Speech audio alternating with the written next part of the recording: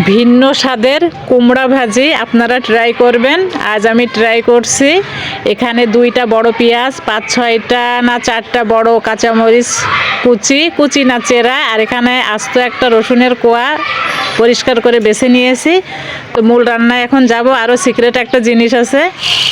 কুমড়াগুলা কিন্তু হচ্ছে এই যে বেশি চিকনও না বেশি মোটাও না, কুচি করে কেটে এই যে ভালো করে এখন ধুয়ে নিচ্ছি। বিসমিল্লাহ। এই যে তেলে কিন্তু এখন কুমড়াগুলো ছেড়ে দিলাম।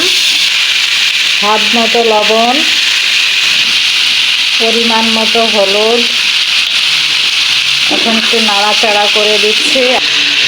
এখন পেঁয়াজ, মরিচ আর এই যে রসুন অ্যাড করে দিলাম।